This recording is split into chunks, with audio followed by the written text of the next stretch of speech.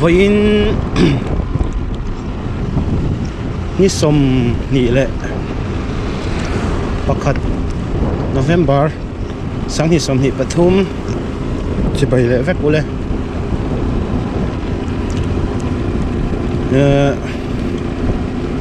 voin ni thu vona tan chuan ai hi o ai hi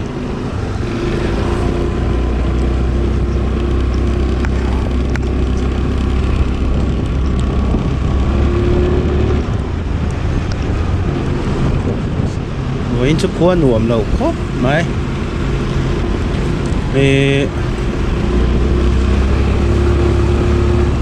voin ni chu ka thian pa te do RB Impression babu tranga t-shirt siam tir lok do ni tilvel zo pa in hai tiang hemi t-shirt ang himo Mizoram le aizol 1890 t-shirt hi RB Impression a oma video karon siya mga kita muna po claim kanlanga nay hi indu ve ani chuan contact number te po kalau da nga emi a hian in lo be don nia aman za thi cheng zanga songa ani chu ruamit la dewa chuan in lo an du ni chuan hemi t-shirt ang hi mo number a hian lo bianga in chu video toi te video này lo top ai ạ cái này lốc do này đi cái nào lâu thì lòng lẻng ô muốn xem đó nè rồi hi sur đều đâu à sẹo em ấy bữa hiện đột quỷ phèn thar bút cổ tan sầu na han chùa sầu đã hang gặt lan mấy cơ mà chuan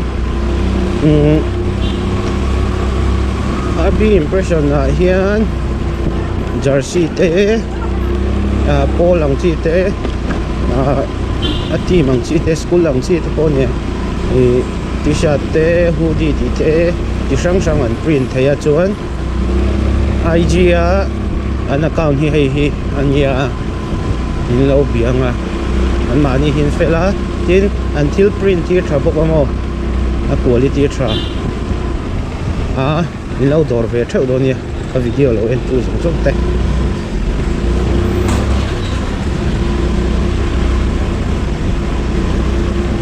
kal chawanga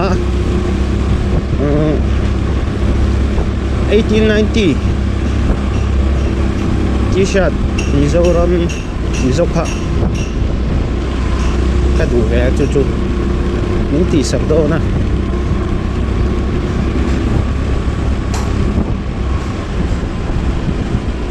và hàng cỡ rối đâu nè video tối xem phải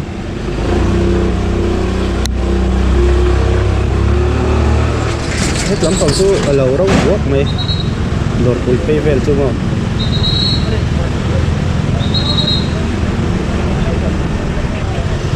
đồ rộn này hi print tận tì này hi và bút lang à thì nó phải nó con nó bữa nay phải đủ tên lâu ta pin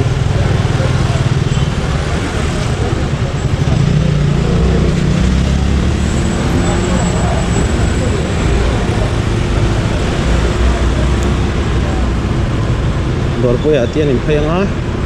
chuan Millennium Center lama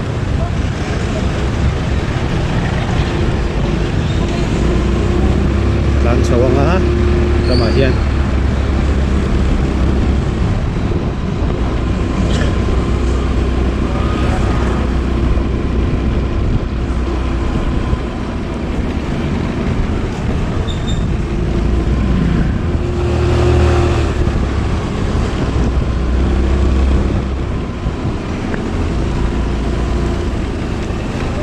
hian lan sawanga mo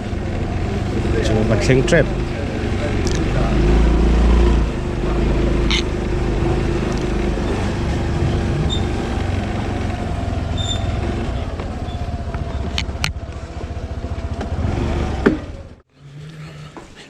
tlai hi jersey thuina mun jok khani luchinang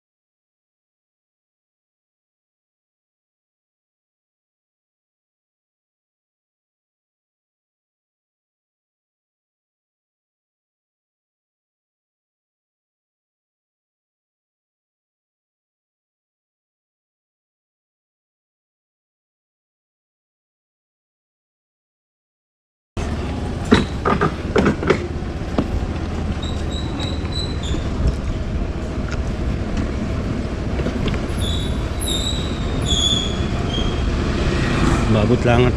trong ấy nhé chuột chiếc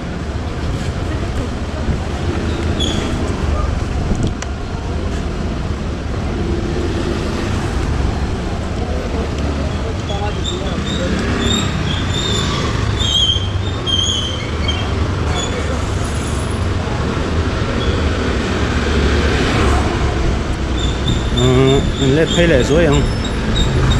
hay một gì càng cắt rồi à chuẩn cắt chỉ xong cắt tốn video mà càng chuẩn thì sẽ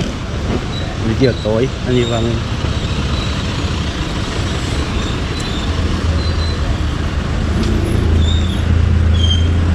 có video mình lâu chưa sắp tu tệ bây giờ vài chung ở Tharin rồi cũng có sợi về á chuẩn vì cái video thì mình lâu in sắp dễ luôn là chuẩn RP Impressions ha mình phải lấy mà anh ở bộ quan t-shirt anh chui thấy jersey thế chuẩn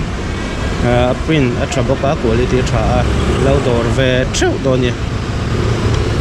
giờ có ta làm hay ngã traffic point cả hiệu quả lắm à chú xong chú trong video ta chuẩn cái video là chưa tôi thấy in số vài in mang tha một tui mi man nuam vek ule bye bye